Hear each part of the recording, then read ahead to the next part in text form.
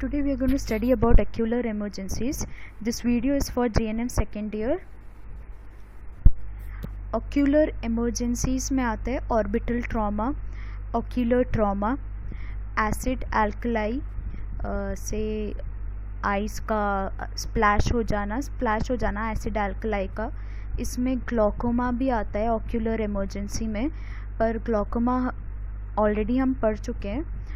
तो orbital trauma पढ़ेंगे आज, ऑक्यूलर ट्रॉमा पढ़ेंगे, और एसिड और एल्कलाई से अगर स्प्लैश हो जाता है तो क्या उसका मैनेजमेंट होगा. Orbital trauma, whether affecting the eye or the orbit, trauma to the eye and surrounding structures may have devastating consequences for vision. तो या तो ऑर्बिटल ट्रॉमा हो या ऑक्यूलर ट्रॉमा हो, दोनों का बहुत बुरा असर हो सकता है आँखों पर, देखने पर, किसी के विजन पर. Injury to the orbit is usually associated with the head injury, और ऑर्बिटल इंजरी ज़्यादातर हेड इंजरी से एसोसिएटेड होती है. ज़्यादातर हेड इंजरी होने पर ही ऑर्बिटल इंजरी होती है. इनफैक्ट एक रेकून्स साइन होता है.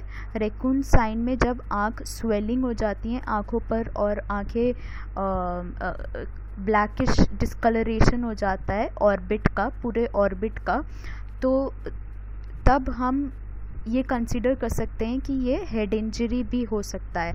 तो हेड इंजरी ज़्यादातर ऑर्बिटल इंजरी तब होती है जब पेशेंट को हेड इंजरी हो. There can be soft tissue orbital injury और ऑर्बिटल फ्रैक्चर. तो या तो सॉफ्ट टिश्यू ऑर्बिटल इंजरी होगी या फिर ऑर्बिटल फ्रैक्चर होगा. और अगर सॉफ्ट टिश्यू ऑर्बिटल इंजरी भी होती है तब भी ऑप्टिक नर्व डैमेज हो सकती है, और अगर ऑर्बिटल फ्रैक्चर होता है तो तब भी ऑप्टिक नर्व डैमेज हो सकती है. साइन एंड सिम्टम्स क्या होंगे? टेंडरनेस होगा. एकीमोसिस क्या होता है? Ecchymosis basically bluish discoloration of the skin हो जाता है because of haematoma. Lid swelling, eyelid swelling हो जाएगी. प्रोटोसिस क्या होता है? Downward displacement of the eyeball का डिस्प्लेसमेंट नीचे की तरफ हो जाएगा.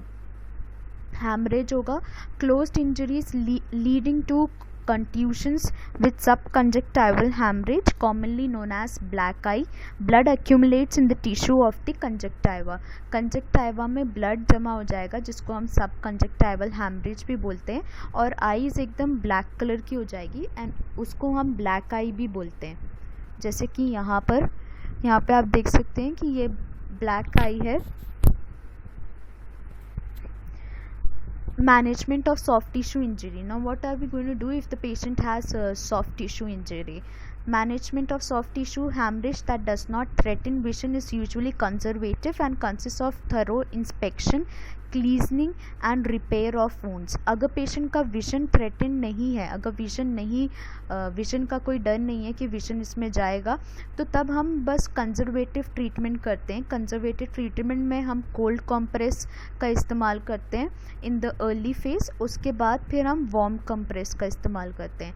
और अगर हेमाटोमास है तो हेमाटोमास को हम कुछ हेमाटोमास तो कोल्ड कंप्रेस से ही चले जाएंगे, लेकिन अगर कुछ हेमाटोमा बहुत ज़्यादा है तो हम उसको सर्जिकली ड्रेन करेंगे, क्योंकि हेमाटोमास ऑर्बिटल प्रेशर को बढ़ा सकते हैं, और अगर ऑर्बिटल प्रेशर बढ़ेगा तो अगेन ऑप्टिक नर्व पे प्रेशर बनेगा, और फिर ऑप्टिक नर्व पे प्रेशर बनने की वजह से विजन लॉस हो सकता है.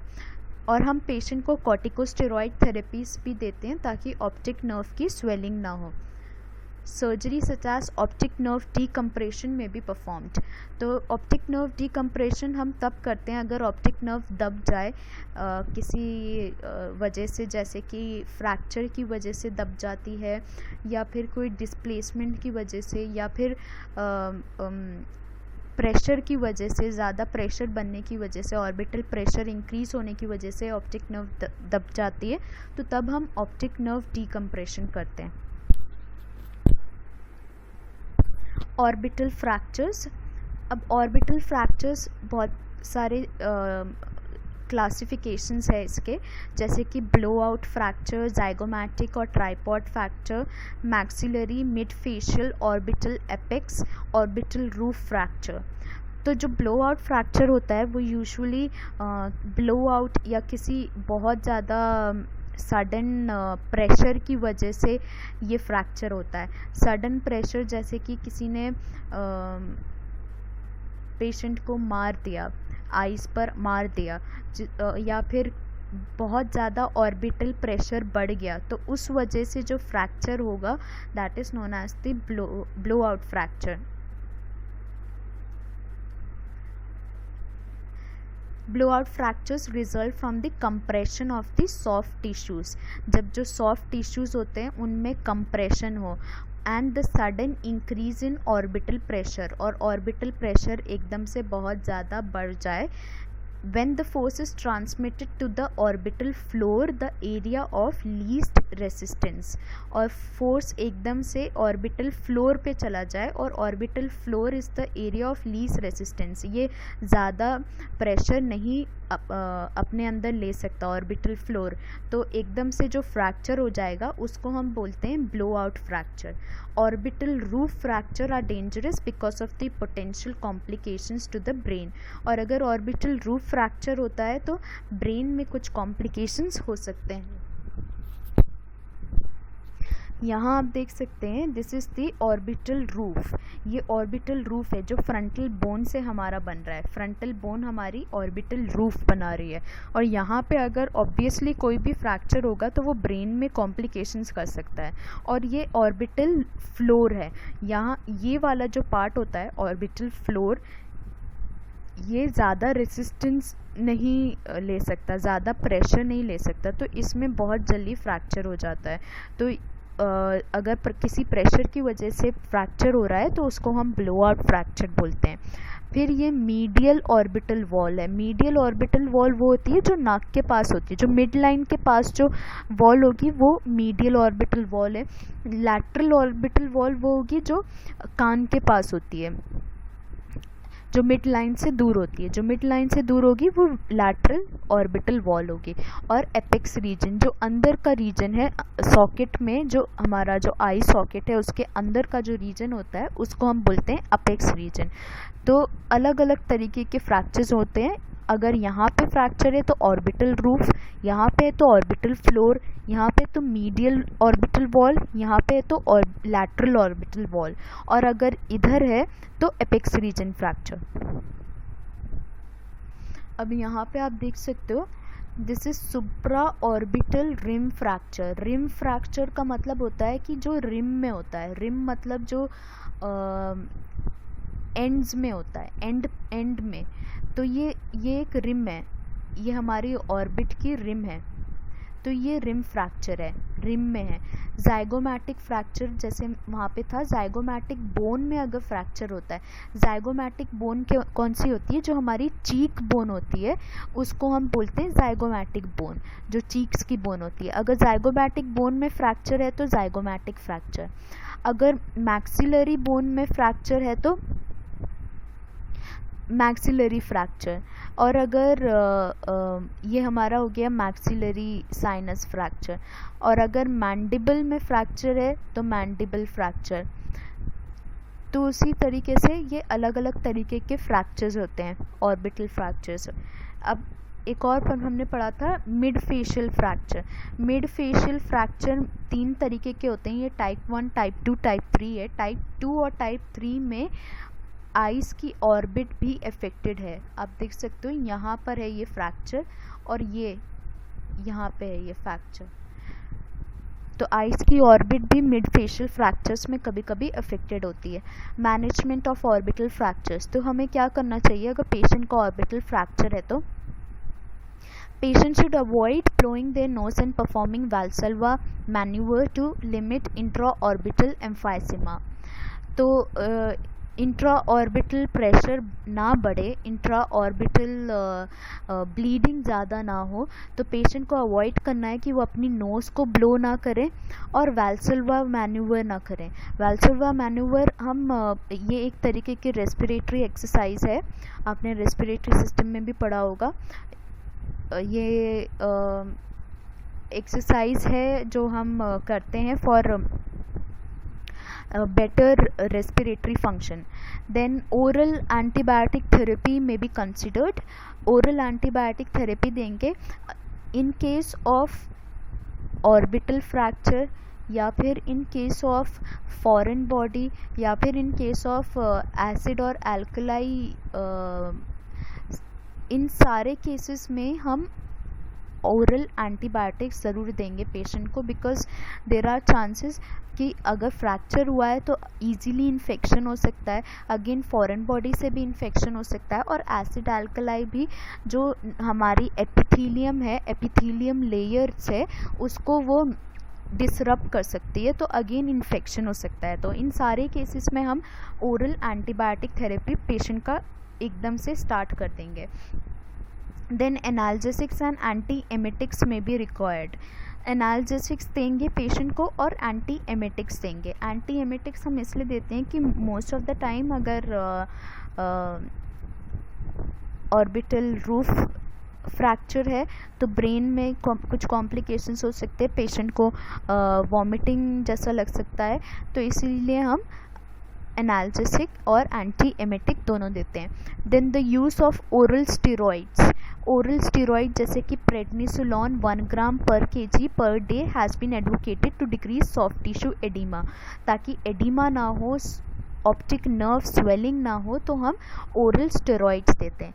लेकिन अगर ओरल स्टेरॉइड्स बस जब नहीं देते अगर कॉर्नियल अब्रेशन हो. कॉर्नियल अब्रेशन मतलब अगर जो कॉर्निया की जो एपिथेलियम लेयर है वो अगर डिसरप्ट हो जाए, तो तब हम ओरल कॉर्टिकोस्टेरॉइड्स नहीं देते.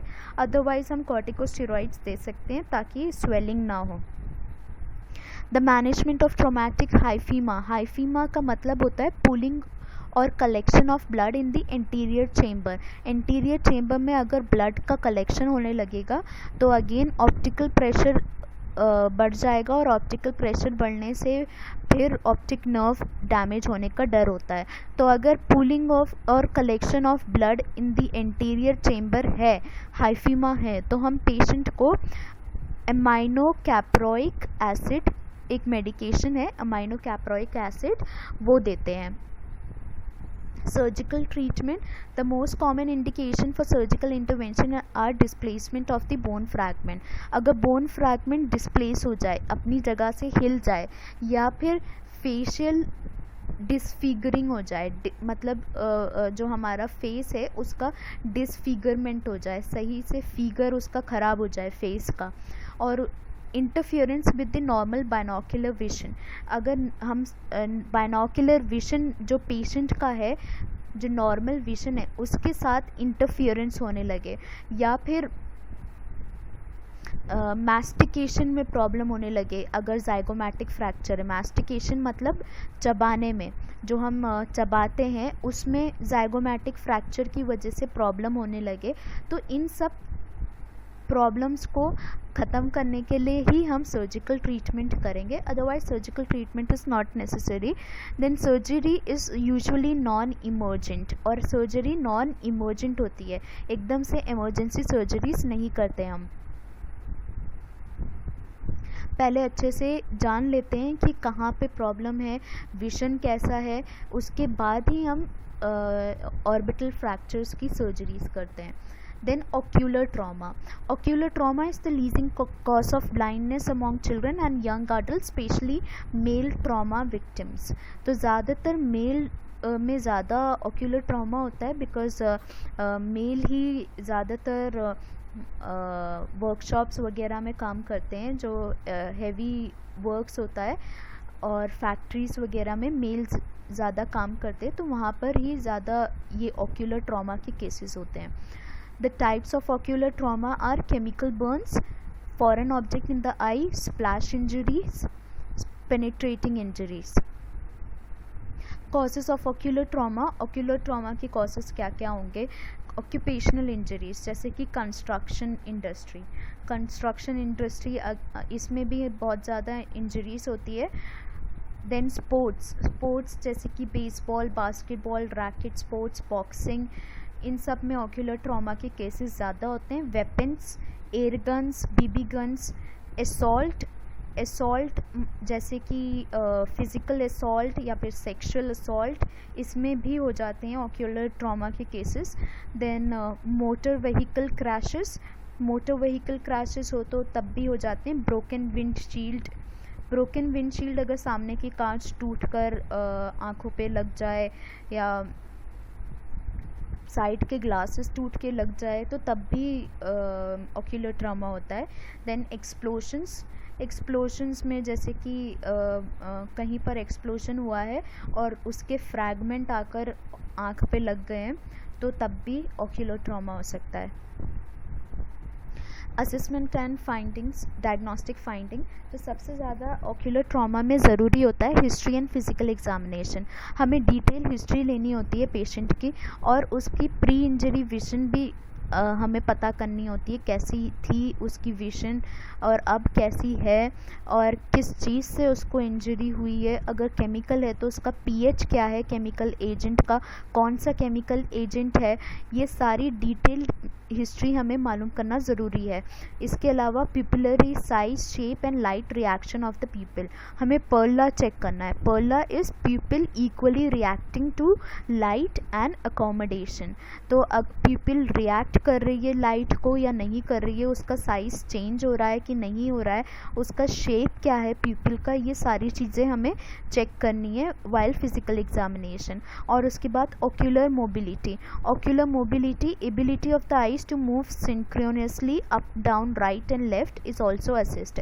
तो दोनों आँखों में देखेंगे कि दोनों आँखों में जो मोबिलिटी है वो एक साथ हो रही है कि नहीं हो रही है, जो अफेक्टेड आई है वो भी और जो अनअफेक्टेड आई है वो भी। X-ray CT scans are done to identify the foreign body. अगर फॉरेन बॉडी डीप इनसाइड है तो हमें एक्सरे या सीटी स्कैन करना पड़ेगा।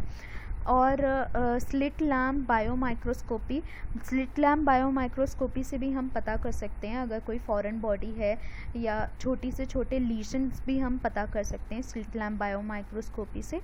और ऑप्थेल्मोस्कोपी से हम ऑप्टिक नर्व देख सकते हैं। मैनेजमेंट, मैनेजमेंट क्या होगा, स्प्लैश इंजरीज़ का। अगर पेशेंट की स्प्लैश इंजरीज़ है तो फ़ौरन ही उसको नॉर्मल सलाइन सोल्यूशन से इरिगेट करना है, उसकी आइज़ का इरिगेशन होना चाहिए नॉर्मल सलाइन सोल्यूशन से। और साथ के साथ साइक्लोप्लेजिक एजेंट स्टार्ट होने चाहिए। साइक्लोप्लेजिक एजेंट्स वो होते हैं जो पैरालाइज करते हैं सिलियरी मसल्स को। सिलियरी मसल्स पैरालाइज होंगे तो हमारा जो लेंस है, लेंस का पोजीशन चेंज नहीं होगा और ज़्यादा से ज़्यादा जो सॉल्यूशन है वो आँखों के अंदर नहीं जा पाएगा। देन टॉपिकल एंटीबायोटिक्स देंगे, जैसे मैंने आपको पहले भी बताया था कि टॉपिकल एंटीबायोटिक्स या फिर ओरल एंटीबायोटिक्स भी दे सकते हैं। और फिर इसके बाद हम parenteral broad spectrum antibiotics initiate करेंगे। And tetanus antitoxin is administered if indicated, as well as analgesic. Analgesic और tetanus antitoxin भी देंगे पेशेंट को। अगर फॉरेन बॉडी है तो foreign bodies that enter the orbit are usually tolerated except for copper, iron and vegetable materials. तो अगर copper, iron या वेजिटेबल मटेरियल्स अंदर जाता है आँखों के तो वो टॉलरेट नहीं हो पाता। और इसके लिए जैसे फॉरेन बॉडी आँखों में अंदर जाती है तो सबसे पहले तो हम अगर फॉरेन बॉडी बहुत बड़ी है तो हमें कुछ नहीं करना है अनलेस मेडिकल ट्रीटमेंट ना, कोई सही मेडिकल ट्रीटमेंट ना हो। बस हमें पेशेंट की आई को कवर करना है और कवर भी किसी पैच से नहीं कर सकते, हम शील्ड से कर सकते हैं। प्रेशर नहीं पड़ना चाहिए किसी भी ऑब्जेक्ट पर, अगर प्रेशर पड़ेगा तो वो और अंदर जाएगी। तो इसीलिए हमें रिमूव करने की कोशिश तो ज़रा भी नहीं करनी है, बिकॉज़ वो हम मेडिकल ट्रीटमेंट मेडिकल रिप्रेजेंटेटिव्स पर ही छोड़ सकते हैं। जो हेल्थ पर्सनल्स है वो ही फॉरेन ऑब्जेक्ट को रिमूव कर सकते हैं, कोई और रिमूव नहीं कर सकता। Then orbital foreign bodies are removed if they are superficial and interior in locations, have sharp edges that may affect adjacent orbital structures, or are composed of copper, iron और vegetable material. तो orbital foreign bodies हम तब remove कर सकते हैं अगर वो superficial है, सामने की तरफ है, sharp edges है उनके, दूसरे orbital structures को problem कर सकती है, फिर copper, iron या vegetable material की है, तो surgical intervention is directed at preventing further ocular injury and maintaining the integrity of all the affected areas. So तब हमें foreign body remove करना है through surgeries. After removal of the foreign body from the surface of the eye, an antibiotic ointment is applied and the eye is patched. और अगर आई के अंदर foreign body है तो उसको रिमूव करने के बाद एंटीबायोटिक ऑइंटमेंट हम अप्लाई करेंगे और पैच लगा देंगे, और टाइमली डेली हम आईज को एग्जामिन करेंगे for any infection. Corneal abrasion. अब कॉर्नियल अब्रेशन क्या होता है? कॉर्नियल अब्रेशन में आइस जो है एकदम रेड हो जाती है.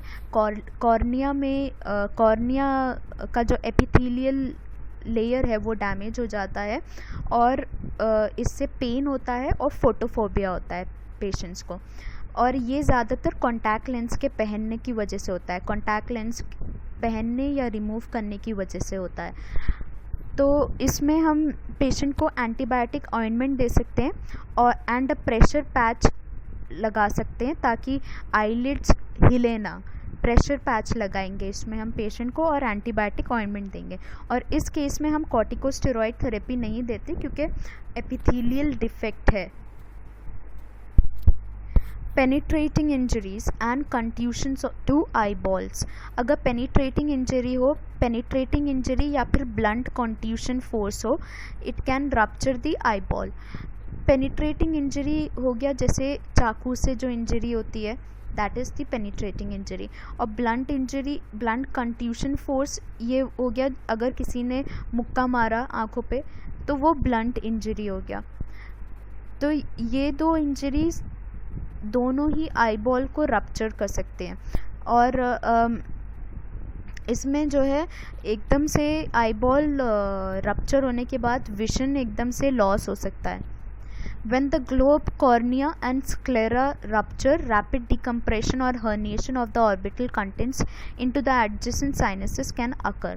और जब ग्लोब, कॉर्निया और स्क्लेरा रप्चर होती है तो एकदम से हर्निएशन मतलब दूसरी जगह पर ऑर्बिटल कंटेंट्स पहुंच जाते हैं. ऑर्बिटल कंटेंट्स दूसरे एडजेसेंट साइनसेस में चले जाते हैं.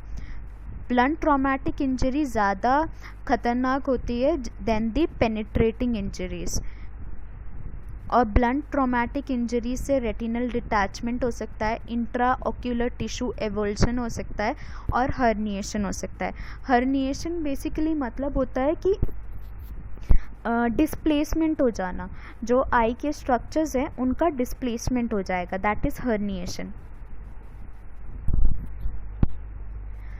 Most penetrating injuries result in marked loss of vision. मैंने जैसे आपको भी बताया कि जितने भी पेनिट्रेटिंग और ब्लंट इंजरीज है इनसे ज़्यादातर विजन लॉस हो सकता है. और इसके साइंस क्या क्या होंगे? हेमरेजिक कीमोसिस. हेमरेजिक कीमोसिस मतलब oedema of the conjunctiva, conjunctival laceration, shallow anterior chamber with और without an eccentrically placed pupil, hyphema, haemorrhage within the chamber और विट्रस हैमरेज. ये सारे इसके साइंस होंगे. An eye shield is applied. Topical corticosteroid are prescribed to reduce inflammation. An anti-fibrinolytic agent, aminocaproic acid, stabilizes clot formation at the site of hemorrhage. Aspirin is contraindicated. तो penetrating injuries है तो हम क्या क्या करेंगे? आई shield लगाएंगे, topical corticosteroids देंगे, anti fibrinolytic agents देंगे ताकि क्लॉट फॉर्म ना हो, और एस्पिरिन वगैरह को कॉन्ट्राइंडिकेट करेंगे.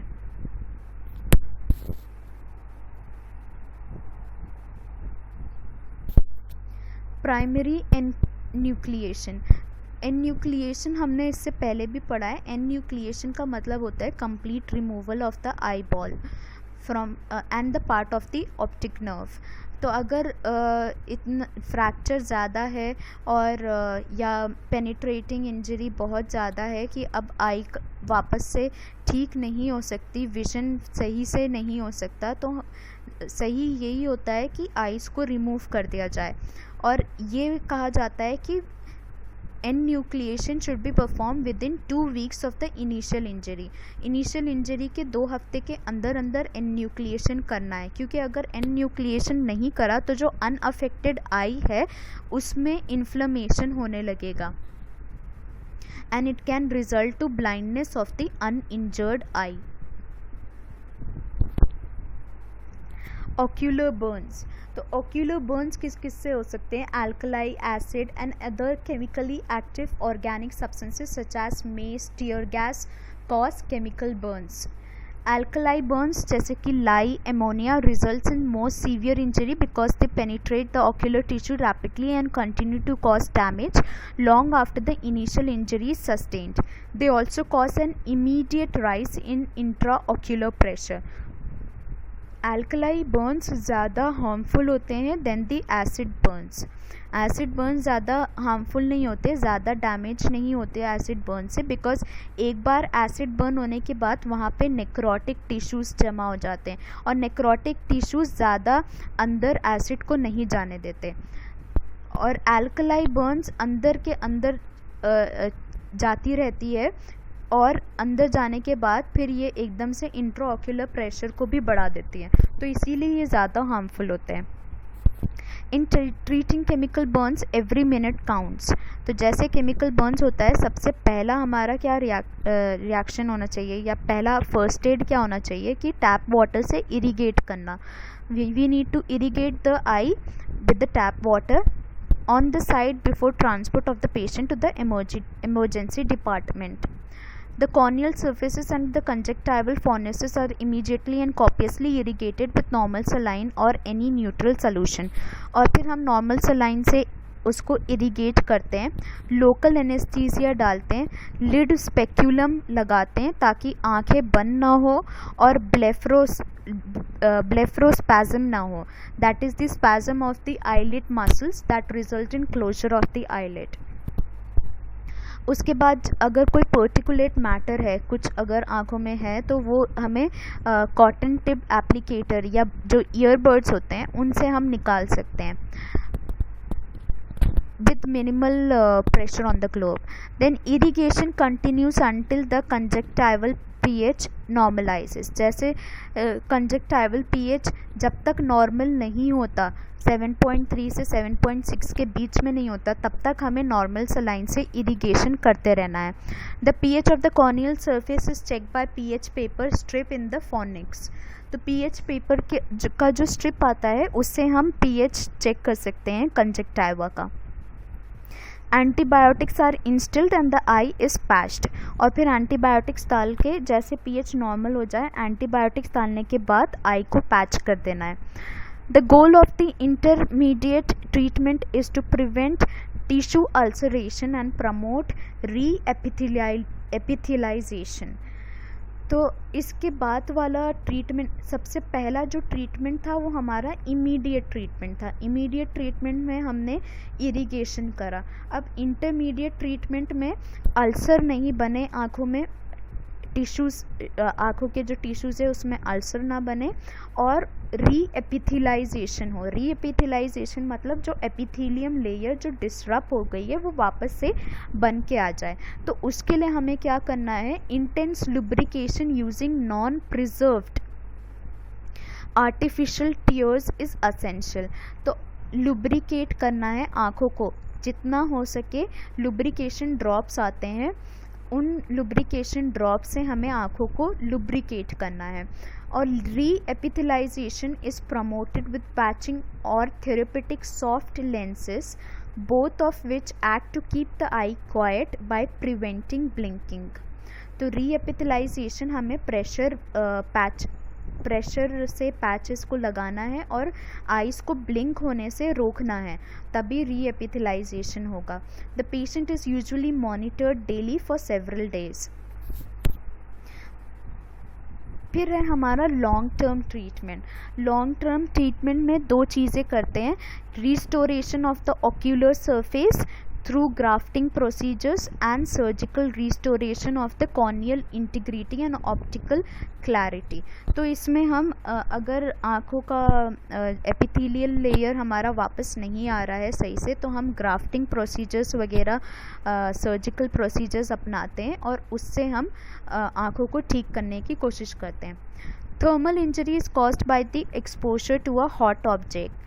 अब हॉट ऑब्जेक्ट जैसे कि कर्लिंग आयरन, टोबैको, ऐश, इन सब चीज़ों से भी ऑक्यूलर बर्न हो सकता है। सिर्फ एसिड अल्कलाई नहीं, थर्मल इंजरी से भी हो सकता है। whereas photochemical injury results from ultraviolet radiations or infrared exposure. Exposure to the reflections from snow, sun gazing, viewing an eclipse of the sun without an adequate filter.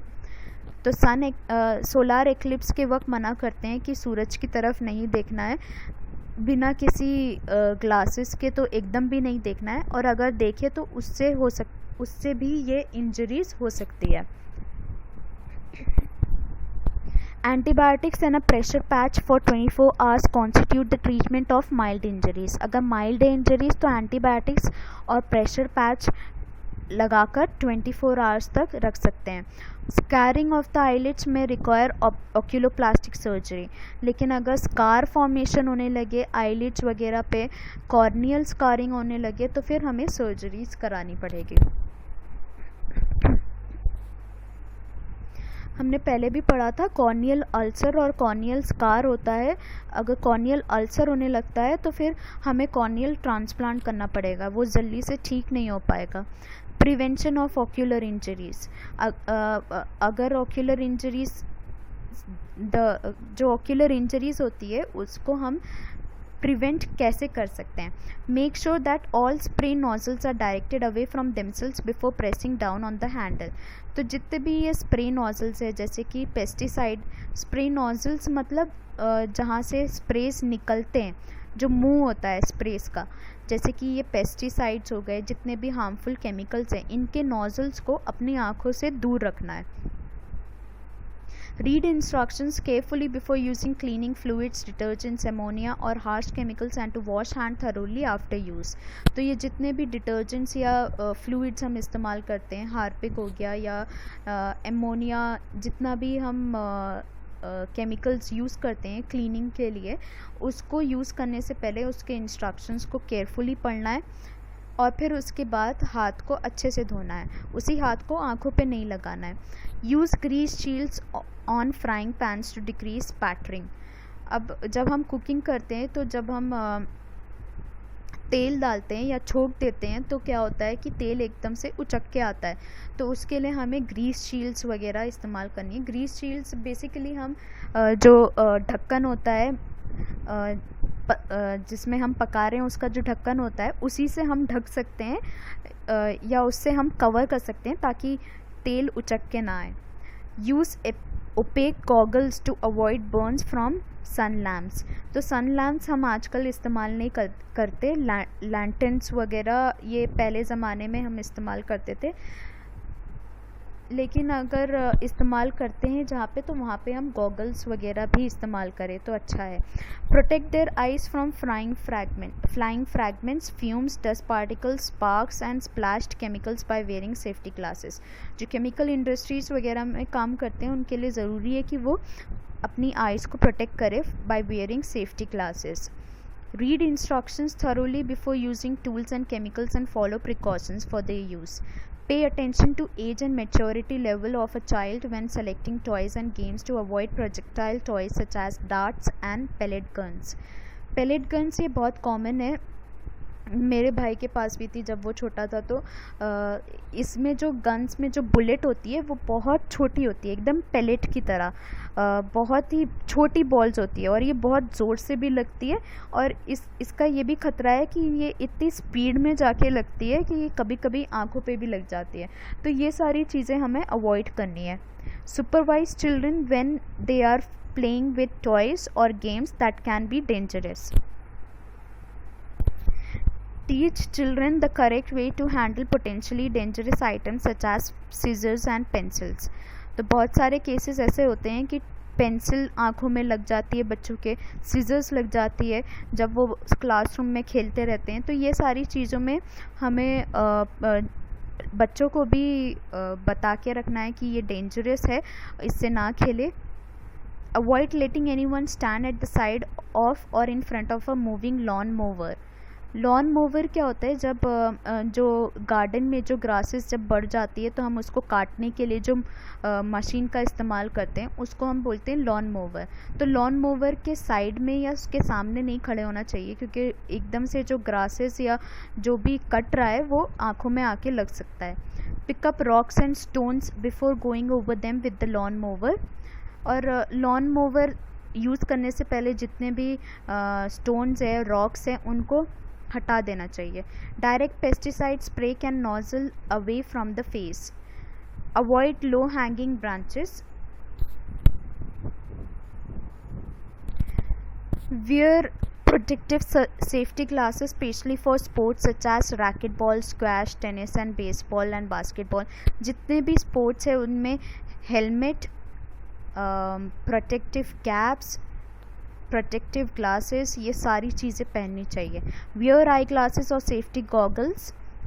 Avoid explosive fireworks भी जब हम ये जो जब ज़्यादा खुश होते हैं तो फायरवर्क्स वगैरह करते हैं, तो उस वक्त भी ज़रूरी है कि अपनी आँखों को बचा के रखें और उस वक्त भी आई ग्लासेस पहनना ज़रूरी होता है। Never allow children to ignite fireworks, और बच्चों को फायरवर्क्स में खेलने ना दें। Avoid standing near others when lighting fireworks. Douse duds in water instead of attempting to relight them. तो ये सारी चीज़ों का हमें ध्यान रखना है टू प्रिवेंट ऑक्यूलर trauma।